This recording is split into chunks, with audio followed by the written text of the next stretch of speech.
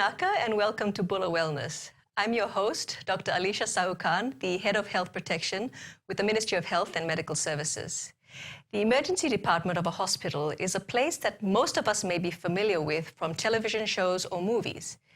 Usually these show chaotic scenes of the flashing lights of ambulances, severely sick or injured patients urgently attended to by teams of doctors and nurses, blood, beeping machines.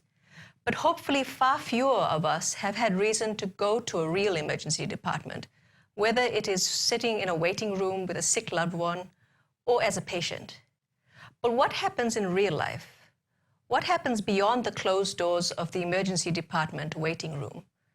We will try to find that out today as we talk to doctors who work in emergency medicine and give you a glimpse of the work that goes on beyond those waiting room doors.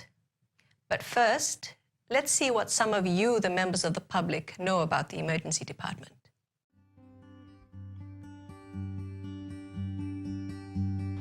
The emergency roles in the hospitals are treating patients who are suffering from injuries. Emergency department, as the word mentioned, that emergency is responding to emergency. Maybe it's going to be accident or disasters or cyclones, accidents. That's what I understand by the word emergency. I have taken few of these people to the hospital, and they immediately, I say, take them please immediately inside, because they know me, I was a donor there, see. So when they saw me, oh, Mr. Chauhan, come, what happened? I said, this lady or this man is sick, please help her. So take them immediately and take them good care. Their role, emergency department, obviously everyone can know, it's where sick people and other emergency cases, accident, incident, or anything, they are there to help us. A doctor or nurse examine the part of your body that may causing the problems or illness. Well, in an emergency, it's going to be either injuries or possibly fatality, accidents, and loss of life. But in this case, or in this context, we'll talk about emergency to human lives being affected. That is what I understand. Because human life is priority in regards to infrastructure and vehicles or accident or buildings collapsing or etc. etc. People think that, they're not doing their job, but we are not inside their department. They're doing all their best to heal people and to send them back to their homes, to their families. All they need is just help from others. But what I basically understand about emergency, they should be helpful to everyone, for the country and for our betterment future. Emergency is a good department. They are the people who are really helpful people. Whenever anything happens, even just now, if anything happens, if I take them, I tell them, so please help this one immediately, take him to the hospital, take him to the security guard and make sure the thing is helpful.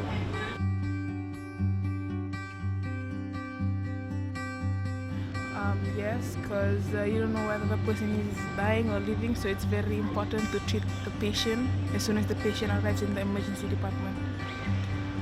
Well, for me, on a personal experience, the emergency department is very critical because it is just like first aid. It's important to have emergency department in every country because they're the one who help us and they save lives. Like I said before, they do save lives. Yes, it is important to have emergency. Emergency is there that if you're going to, if a guy has been accident here and that's an emergency, you take him immediately. Don't wait for him to get another car or another bus or what and what not. Take him immediately and to the hospital. Welcome back. Our first guest is Dr. Anne Cretan, the Associate Professor of Emergency Medicine at Fiji National University. Dr. Anne, thank you for being with us today. And welcome. Thank you very much. So, first of all, could you tell us a bit about the work that you have done in Fiji in regards to emergency medicine? Sure. So I joined Fiji National University in 2013 to build an emergency medicine training program. which we have run over the last few years. And we've actually graduated our first graduates at the end of 2016. So this is fantastic for Fiji. It's meant that we've had specialists who've been trained in the country who are now working in CWM Hospital. And 2 of our graduates have actually joined the university to actually take over the running of the programme. So we've seen that full cycle. We've seen a vast improvement in the care that can be delivered in the emergency departments.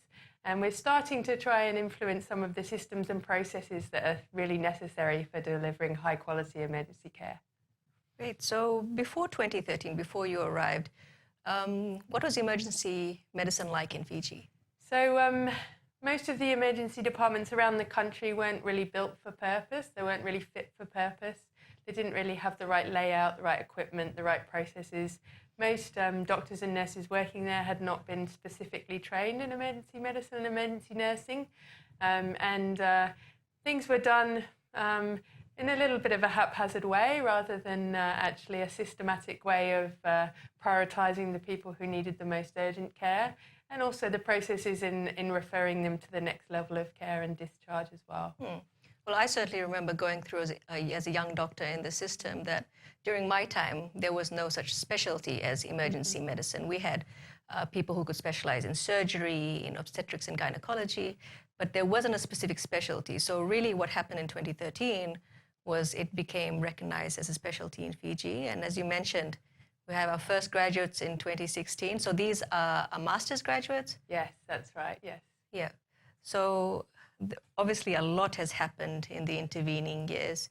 What has been the biggest change, do you think, that you've seen? The biggest change I see is the smiles on the young doctors' faces who rotate through our emergency department at CWM. It used to be the place where you'd be sent for punishment.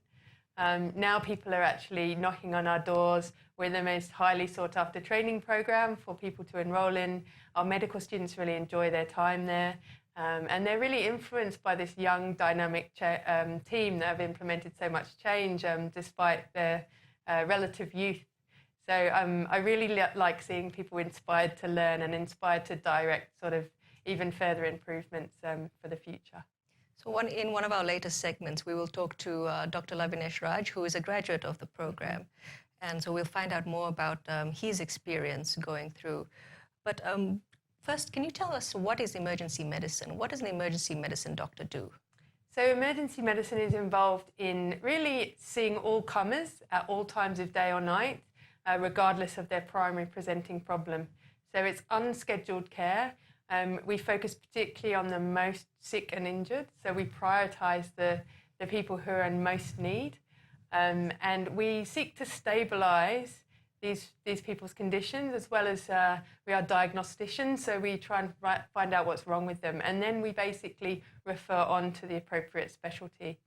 So we're sort of really treating a broad range of illnesses and injuries, including children, pregnant women, people with infectious diseases, people with non-communicable diseases, and people with mental health problems, as well as injury. So it's a very broad specialty, but we pride ourselves in being good at the first few hours of every single condition. So basically anybody can walk through your doors with any sort of illness, and it's up to you to decide who's got the most serious illness and how to prioritize who you see. Yes. Is that something that happens in the emergency department? Yeah, that's right. So when you're sitting in our waiting room, you may not know what's going on behind those doors. In fact, if you're sitting in the waiting room, you're the lucky ones because you're well enough to wait.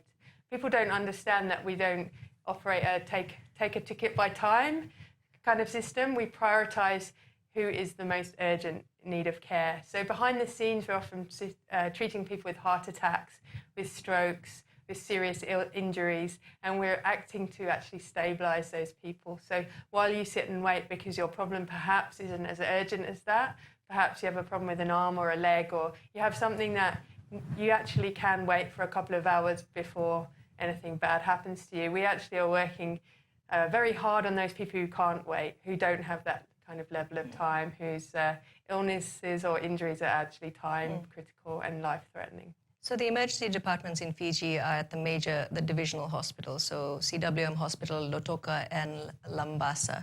So you mentioned that people can wait hours, and that is a common complaint, that I went to the emergency department and I waited 4 hours or 5 hours to be seen by a doctor. Is this something that is unique to Fiji? I know you've worked in many places in the world, and perhaps you could share with us your experience. So it is a common complaint, and it is definitely not unique to Fiji. It is an international problem. As you improve your services, the demand will rise, and many people will come to the emergency department because they don't know anywhere else to seek care. And other problems include having just a large volume of people coming at the same time. So the amount of time you wait will depend on what else is going on at the time, how many sick people we're treating. So it's an international problem. We operate a system called triage, which actually means that you will be assessed by the nurse on arrival, and you will be given a category from 1 to 5. And really, the category 1s are people who really have no time to lose. They're really on death's door. Category 2s, you've maybe got minutes.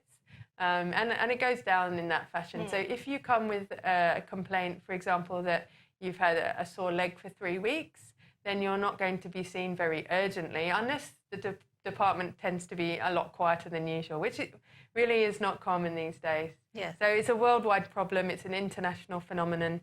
And unfortunately, we have to look after the people most in need first, and then we can attend to the people who have less severe complaints. Absolutely. So it's not a first-come, first-served basis. It's prioritizing who needs the service right at that moment, whose life will be saved. Yes.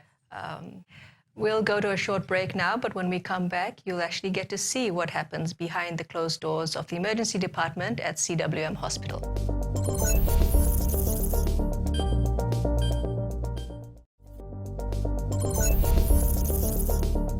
My name is Isha Torbo. I've been in the emergency department for 10 years now, and I'm the acting head of department in the emergency. I'm Dr. Deepak. I'm one of the emergency doctors at the CWM Emergency Department. I joined here in 2014. So this is my 6th year here, and I've just completed my Master's in Emergency Medicine last year. Now we have at least about 20 medical officers in the department. And then after 2012, the emergency department and the emergency medicine program came into play. And since then, we've moved forward quite rapidly, I must say. And so we now have designated areas. So you have very sick patients coming in straight into our department. And then trauma, which is another branch of very sick patients. They also come into another particular allocated area in our department. And then the not so sick, but still sick, and not fully diagnosed or sorted out patients, we have a waiting area for them, and they can wait and be seen in due time. Doctors are divided according to the level in the program and also the experience.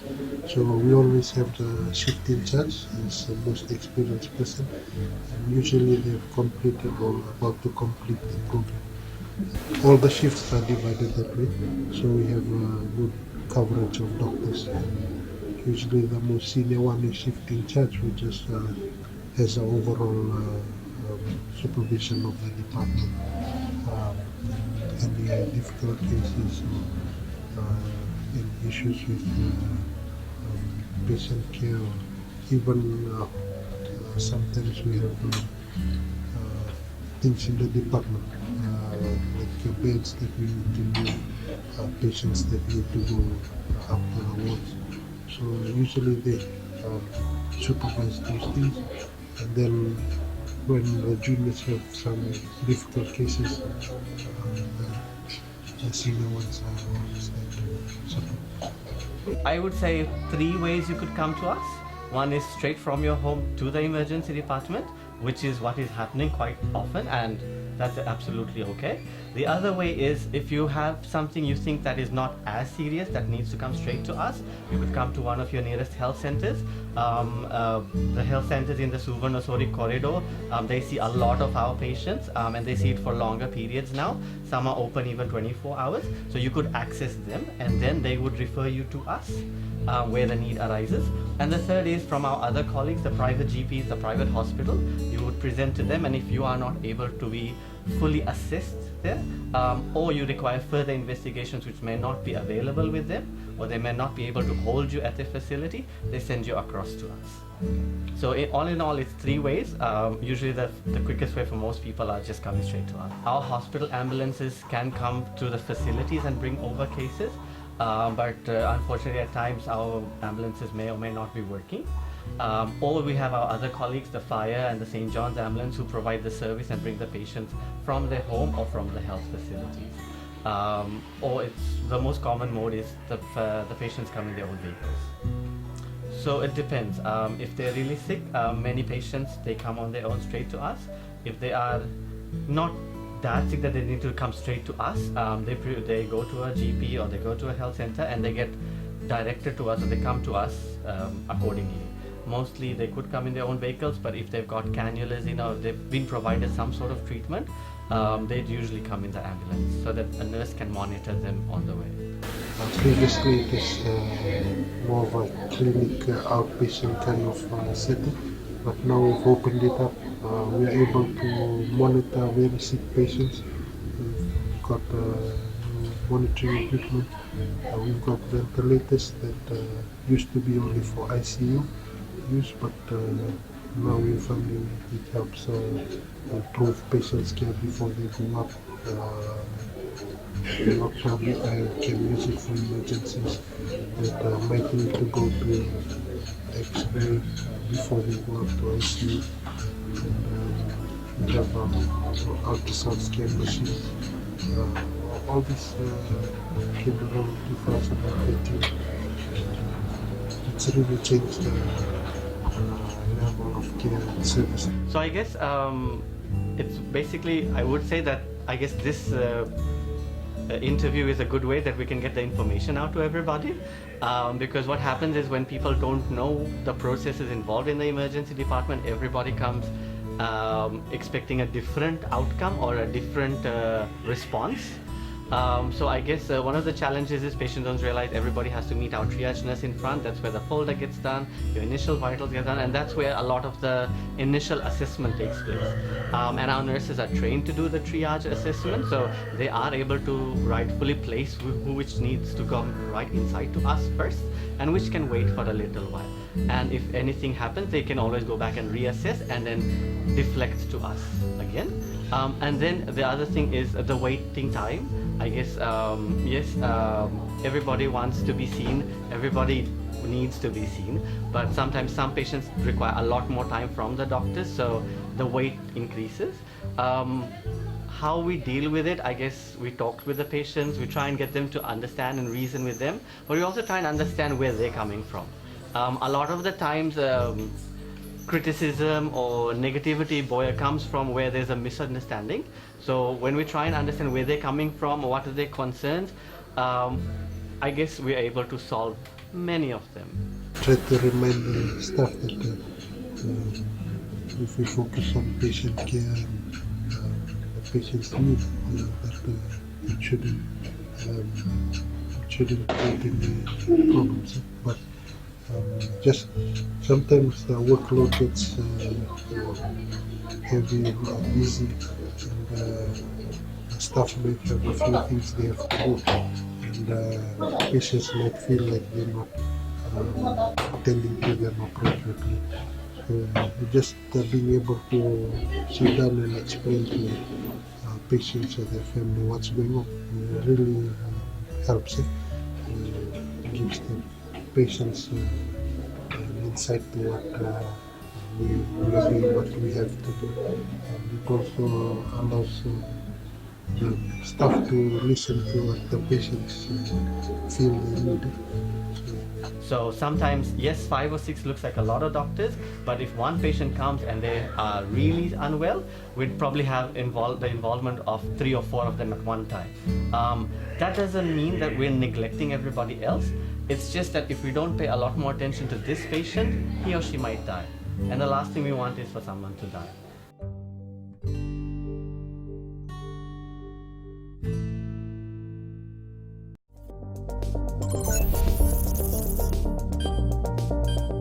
Welcome back to Bula Wellness. In the last segment, we showed you what happens behind the scenes at the emergency department at CWM Hospital. Now in studio, we have Dr. Lavinesh Raj, who is an emergency department registrar at CWM Hospital and also a lecturer in emergency medicine at the Fiji National University. Dr. Lavinesh, welcome. Thank you for coming on the show. Thank you very much, Alicia. First of all, we heard from Dr. Anne Cretan in a previous segment that you are in the first lot of emergency medicine graduates from the postgraduate program at Fiji National University. So can you tell us a bit about your journey through emergency medicine? Oh. My journey through emergency medicine actually has been a very exciting one. I joined emergency medicine in 2012 when the first diploma program started. Back then I didn't even know what emergency medicine was, and I actually had to Google search to find what emergency medicine was. But since then, when I got on board, started learning more about emergency medicine, and since then every single day has been a learning process, learning more and more and more. And with the arrival of Dr. Anne here, that learning just became much more better. After I graduated with my master's in 2016, I developed interest in teaching. So teaching had always been my passion, and then I ended up joining Fiji School of Medicine, where I teach postgraduate and undergraduate emergency medicine now. Yeah. So it is a very young specialty in Fiji, at least. Absolutely. So say 7, 8 years old now. Yeah. So how is it now compared to a few years ago? So every young specialty has its challenges, and we certainly had ours. When I joined emergency medicine, as you know, even joining emergency medicine, I didn't know what emergency medicine was. You always have that challenge that you might not get the same recognition as your colleagues in other specialties. That's one of the big things which kind of pushes people back about new specialties. Then the support you get from everybody else, for example, the teaching support. So Dr. N being alone here and teaching a whole lot of people can be a little bit challenging as well. When you graduate, you kind of wait for a while to see where you are going. Yeah, and then the continuation plan, basically. Who is going to continue to build this program? But I'm just glad we had somebody like Dr. N around, who from the very beginning instilled in us not only the knowledge of emergency medicine, but build our character as such that we became leaders in our own way. So we became teachers, we became department, we run portfolios in the department, things like those, which I think is a very important part to development of a young doctor. And today I'm a product of that effort, I think. So the emergency departments in Fiji, of course, are at CWM Hospital, Lotoka Hospital, Lambasa Hospital. You're really seeing a whole range of patients because you are the entry to the hospital, is that right? Yeah. So any emergency department, everything that comes to the hospital comes through our door, goes through us, yeah, obviously. So you see people who walk in, seeing people who come in on stretchers. Yeah, we like seeing people walk in because that's okay. But yeah, we see a whole lot of other things. So cardiac arrest, to name, heart attacks, stroke, bad sepsis, so people getting real bad infections, diabetes, so complications of diabetes, all of that. Yeah. So anything and everything. And then trauma is the other big one. Everybody who gets injured comes our door. So when you have motor vehicle accidents, Absolutely, for example, yeah. any sort of accident. Any sort of accident. And small injuries are okay, but we see several bad injuries. All bad injuries are super come to us, actually. Could you describe a typical day for your typical shift in ED? Okay, so the ED shifts are 12 hours long. Starts at 8 in the morning or 8 in the evening. So start with handover. So our department's pretty big. So We hand over all the patients so that there's continuation of care. Everybody who's coming on knows about the patients who are in the department. Oftentimes, if anybody's been to our department, you'll see there are lots of sick patients around all the time, so we need to know about them. And once we start our shift, we'll just, every time the door opens in front of emergency department, it's like your heart skips a beat, what's coming through there. Yes. Yes, it does. And of course, you have a lot of linkages with the other specialties in the Yes, hospital, yes. because you see the patients first, and then you decide whether they need to be referred on. Yeah. So the initial resuscitation most of the time falls to the emergency doctor. So we see the patients, if they have immediate life-threatening things, we sort it out. Continuation of care the planning is done. In investigations that they need to be having, we do it. And then if patients require admissions or special procedures like operation and things, then we call the specialist teams to come and see them. So that can be in surgery, that can be internal medicine, intensive care, Yeah. pediatrics. Yeah. Okay. So as well as working at the hospital in the emergency department, you're a lecturer also for the program at Fiji National University. Yes. Could you tell me how the program is progressing? So I've just joined the Fiji National University 1 year ago, and the whole program has been running for a while now. Dr. N. Cretan actually wrote the entire program. So we have 4 streams of students, which is the postgraduate diploma, which is year 1, and then the master's year 1, 2, and 3. So after year 3 of master's, they graduate with a master in emergency medicine. Currently, the entire program has it has 20 people enrolled in it. So the 4 streams have 20 people enrolled. So 20 people are actually training to become specialists in emergency medicine in the country. And at the moment, the university has 3 full-time lecturers. So myself, Dr. Arvin, and Dr. Dennis Lee, who's from PNG and is the program coordinator. And obviously, Dr. N is always around to help us. And the program itself, the content of the program, well, emergency medicine, the plate of emergency medicine is extremely large, as you can see, if I've told. So the teaching basically happens around very patient-focused and whatever we see on the day, we teach, but there's structure to program as well. Yeah. So, and as well as having workshops, etc., for other doctors who work in the health centers, for example, you're also moving into something called pre-hospital care. Could you talk about that a bit more? So emergency care is not only going to the emergency department and receiving treatment. So emergency care is also care provided by these ambulance officers within the ambulance and at the scene. So for example, if a game is happening and somebody gets injured, so there will be somebody who attends to these people. So that is one area we thought is an important area to develop. So emergency care should be a continuum rather than just one facet of it. Okay. And this year we have actually started a new program, which is a pre-hospital care and emergency. It's a course in pre-hospital care, which we are teaching now. And we developed this program last year, actually. Thank you, Dr. Lavinesh. Unfortunately, time has caught up with us again, but before we go, just a quick message from Dr. Lavinesh Raj on emergency care and pre-hospital care in Fiji.